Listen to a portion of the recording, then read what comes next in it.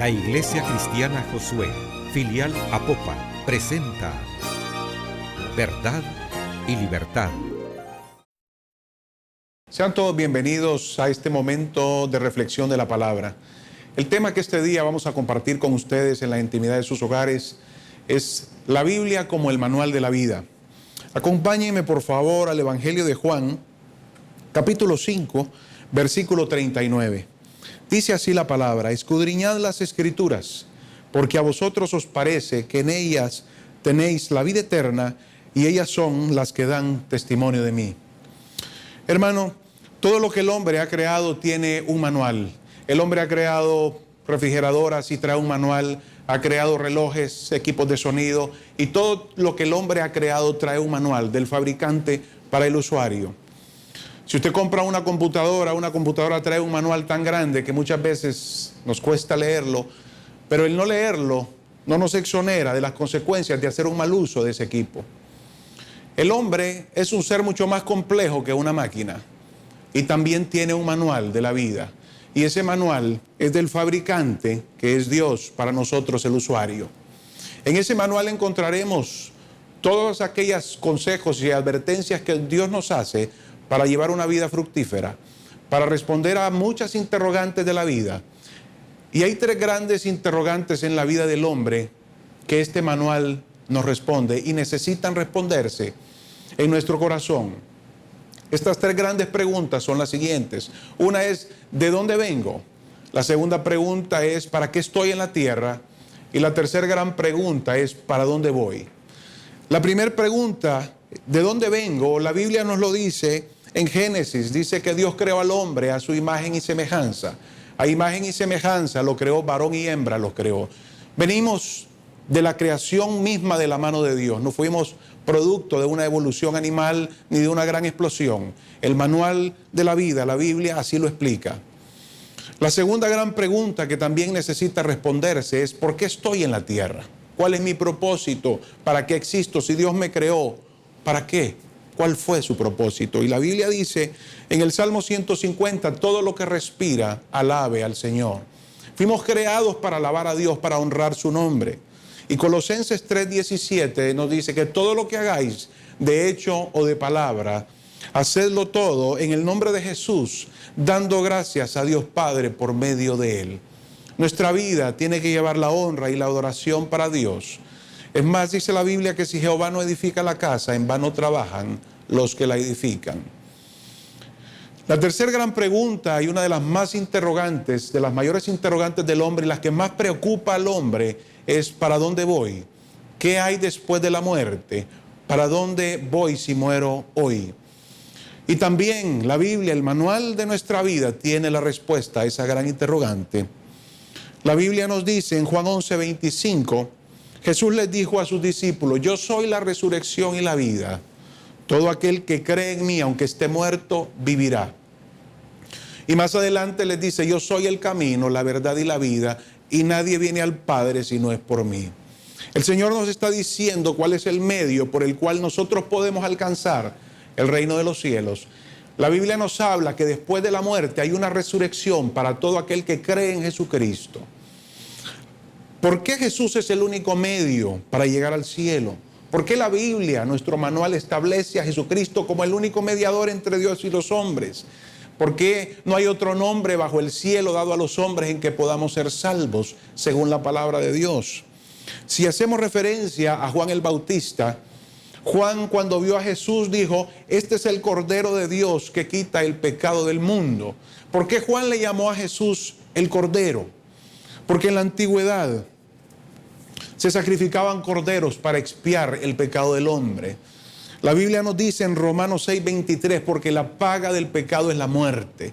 El alma que pecare, esa morirá.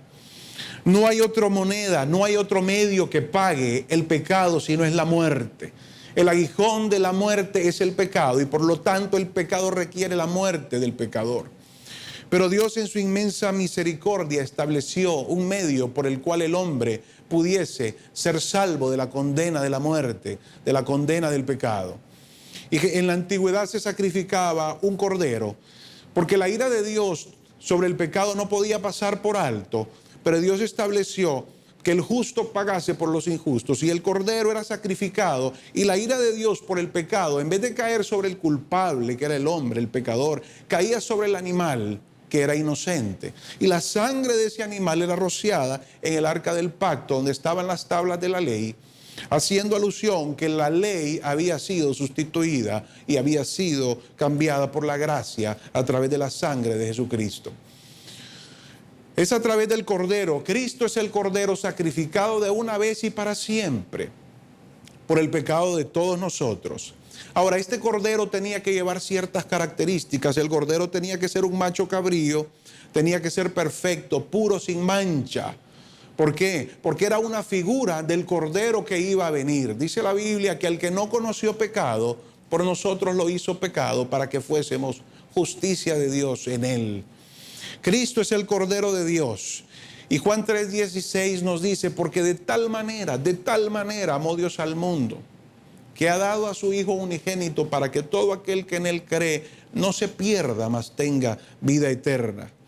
Porque no envió Dios al mundo a condenar al mundo, sino para que el mundo fuese salvo por él. ¿Pero salvo de qué? Salvo de la condenación del pecado, de la paga que el pecado exige, el cual es la muerte. El pecado nos esclaviza, el pecado nos da una muerte eterna, que es la separación temporal, permanente y eterna de Dios. Cuando Cristo muere, si nosotros recordamos, cuando Cristo muere en la cruz del Calvario, dos personas, dos malhechores, mueren de igual manera con él. Uno le dice al Señor Jesús, los dos estaban a la misma distancia, los dos tuvieron la misma oportunidad de hablar con él y de conocerle. Y uno le dice, si tú eres el Cristo, bájate de esa cruz y bájanos a nosotros. Y se burló de él y se condenó. Pero el otro malhechor, el que estaba con él, le dice, ¿qué no tienes temor de Dios ni aún en el momento de tu muerte? Nosotros a bien estamos pagando la causa de nuestro pecado y de nuestra culpa, pero este justo razón no tiene de estar aquí. Y le dice, acuérdate de mí cuando vengas en tu reino. ¿Y qué le contesta el Señor? Le dice, ciertamente, de ciertamente te digo que este día, esta tarde, estarás conmigo en el paraíso. ¿Qué tiempo tuvo este hombre de hacer obras, de bajarse de esa cruz, hacer obras para ser salvo? Amigo, las obras no pueden pagar el precio que el pecado exige. Ninguna obra, por muy grande que sea, por muy buena que aparente ser, puede pagar el precio que exige el pecado, porque la paga del pecado es la muerte. Y no hay otra moneda que pueda pagar el precio que se exige. Por lo tanto, este hombre no tuvo tiempo de bajarse de la cruz. Sin embargo, está gozando del Señor en el reino de los cielos. ¿Por qué? Porque creyó en Jesucristo como su Señor y Salvador. Creyó que el que estaba colgado en la cruz del Calvario iba a morir e iba a resucitar. Porque de lo contrario no le hubiera dicho, acuérdate de mí cuando vengas en tu reino. Este hombre reconoció que era pecador, reconoció que tenía un problema y que solo Cristo podía librarle de la condena que el pecado traía con él, el cual era la muerte. Amigo, Romanos 3:23 nos dice que por las obras de la ley ningún ser humano será justificado delante de él, porque nuestras mejores obras no pueden pagar el precio que exige el pecado.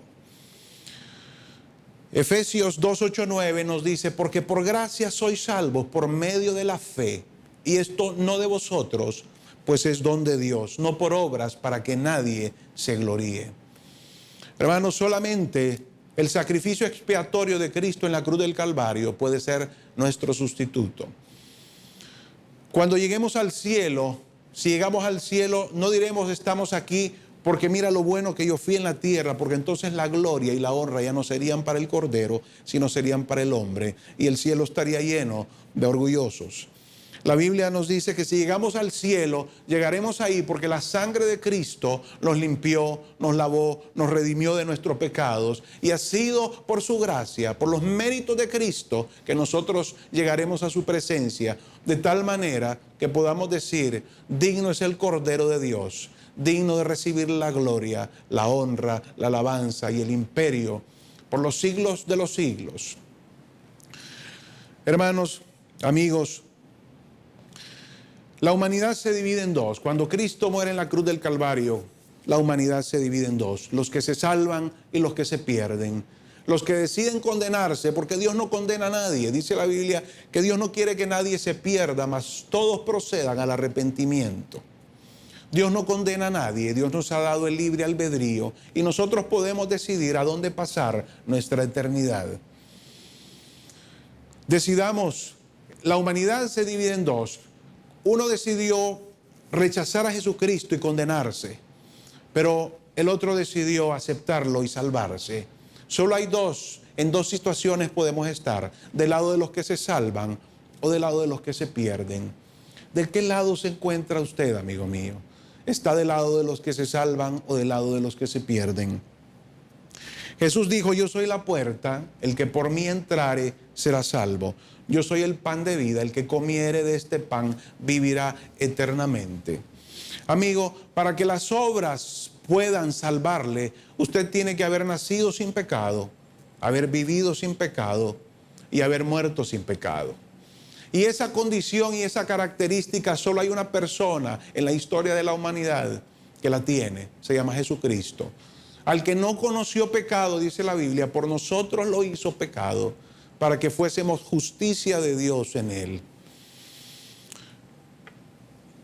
Le pregunto, ¿quién de los que hemos nacido y hemos vivido hasta el día de hoy no ha cometido un pecado, por lo menos un pecado hasta el día de hoy? Dice la Biblia que aquel que transgredió uno de los mandamientos se ha hecho transgresor de todos. Por lo tanto, la condena del pecado ya está establecida en nuestra vida. Es cuestión de tiempo. Nuestra sangre ya ha sido contaminada y la sentencia de muerte ya ha sido dada. Por lo tanto, Dios, al ver que no había un hombre, no había ser humano que podía pagar la deuda que el pecado exigía, Él tuvo que hacerse hombre. Dice la Biblia que tomando forma de siervo, se despojó de sus vestiduras y se humilló a sí mismo, tomando forma de hombre, de siervo. ¿Para qué? Para que naciese sin pecado, para que viviese sin pecado y muriese sin pecado, para pagar por los pecados de la humanidad, del justo por los injustos. Y solo Jesús nació sin pecado, nació de una virgen, nació no por obra de hombre, sino por obra divina. Vivió sin contaminación con el pecado, aunque fue tentado en todo, y murió sin relación con el pecado para pagar, para que sea nuestro sustituto. Para Barrabás, Jesús fue el sustituto. Cuando la humanidad pidió a Jesús en vez de a Barrabás, Barrabás representaba la escoria de la humanidad, representaba lo más bajo que la sociedad en ese momento tenía. Barrabás era un criminal, era un malhechor y era despreciado por los hombres. Mas, sin embargo, para Barrabás, Jesús fue su sustituto. Jesús murió en sustitución de Barrabás. ¿Qué significa esto?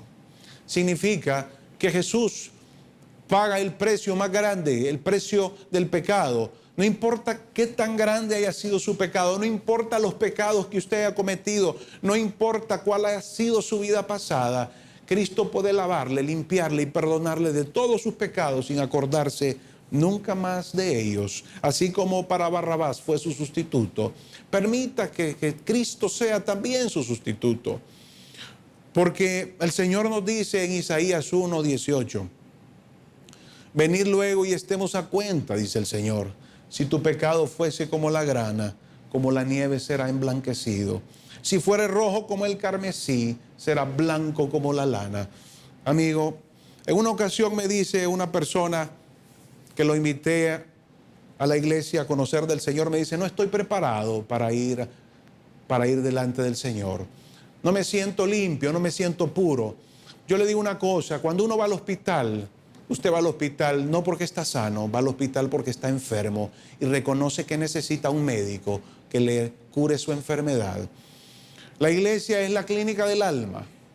Cristo quiere sanar su corazón, no quiere que usted llegue sano. Cristo quiere recibirle tal y como usted se encuentra en este momento, así con sus pecados, así con toda su historia de maldad, así con todo lo que hay detrás de usted. Cristo quiere limpiarle, quiere lavarle. Si su pecado es rojo como el carmesí, va a ser blanco como la lana. Es más, nunca más se acordará el Señor de ellos. Amigos, solo la sangre de Cristo es lo que nos puede dar perdón. Solo Cristo puede lavarnos y perdonar nuestros pecados. No hay otro método, no hay otro medio, porque la ira de Dios sobre el pecado tiene que ejecutarse. Pero Dios ha permitido que la ira de Dios caiga sobre su Hijo Jesucristo y no sobre nosotros, el justo por los injustos.